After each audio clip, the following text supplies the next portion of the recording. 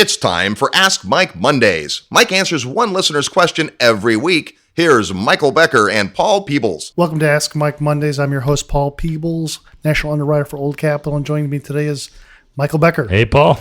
Again, the smartest guy in the room, who has purchased over 4,000 apartment units and has about $250 million in debt. And raised over about $75 million in equity. Does your wife know you're... I don't think my wife knows how much debt we have. Yeah, I don't try to think about it too much. It's a good thing that it's pretty much all non-recourse, so good for you. Yeah. So the question this week that people have asked you is that, Mike, how difficult is it to assume a Fannie Mae loan?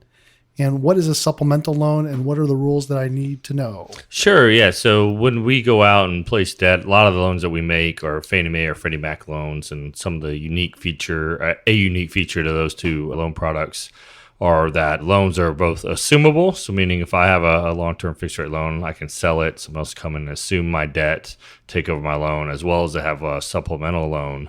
So what a supplemental loan is, it's a mechanism will allow you to put on a second lien note that is coterminous with the first and re-leverage the loan. So what the heck does all that mean? What does right? that mean, Mike? Yeah. So what that means is, say I go out and put a 10-year loan on my property and I go sell it 2 years into it. So I have about 8 years left on my term.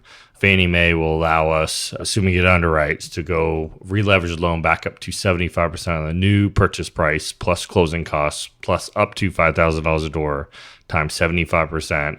They'll give me a second loan for the difference that has the same maturity date as my first. So they call that coterminous. So if my loan matures in 8 years, my second loan will be an 8-year maturity with the same maturity date.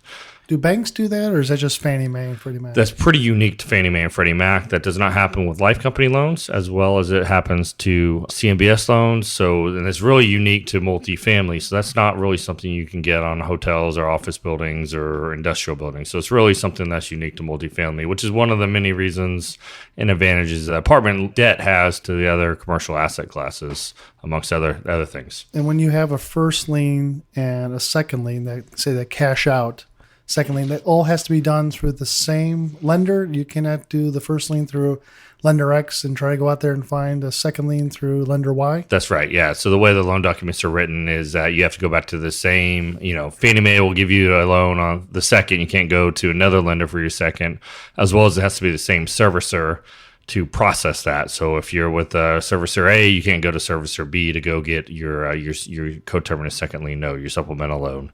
So some of the requirements when we go in and we underwrite these supplemental loans.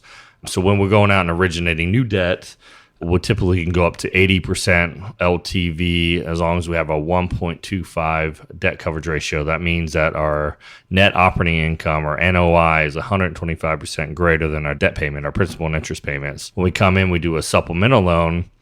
As long as there is more than 7 years of term remaining on the first loan, they'll allow you to go up to a combined 75% loan to value, as long as you hit a 1.3 debt coverage ratio.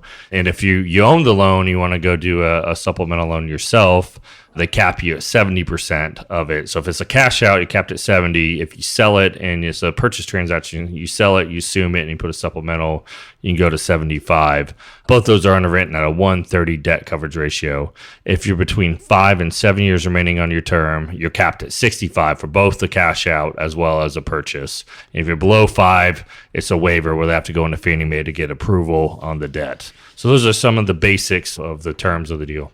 How many supplemental loans can you do on a property? So you can do one in your ownership period. So if I buy a property and 2 years later I increase the value by extension, or increase the net operating income and by extension the value, I can come in and pull a supplemental out.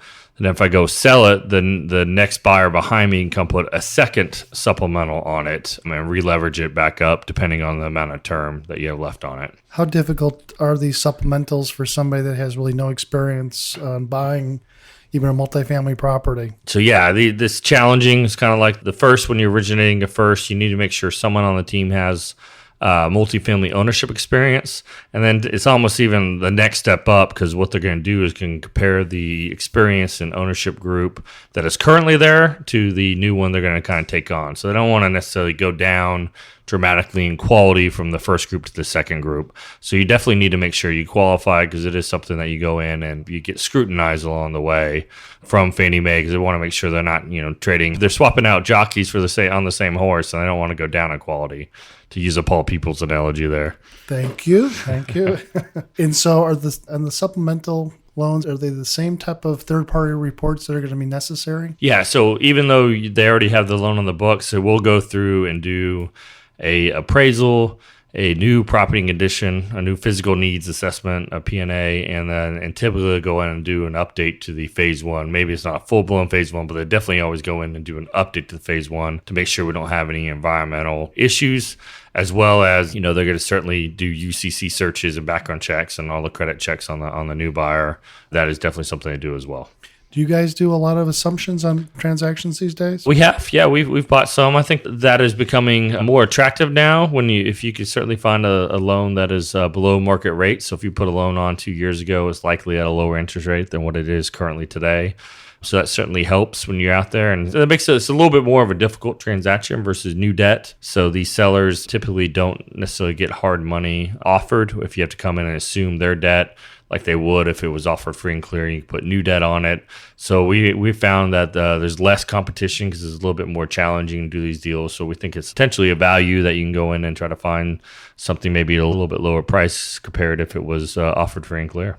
So some great information on supplementals, new cash out, refinances, coterminous loans, and great information about assumptions too. So great information. We appreciate it, Mike. Is there anything else we should be talking about? Yeah, just again, if you find this information helpful and you like listening to these podcasts, we certainly ask you go give us a rating or review on iTunes or Stitcher or one of the other podcast platforms, as well as we have a new Facebook page for the Old Capital Podcast. We've got a Facebook. We do, yeah. So if you go to Facebook and search Old Capital Podcast, you can find our Facebook page. We certainly like it if you like it and follow us.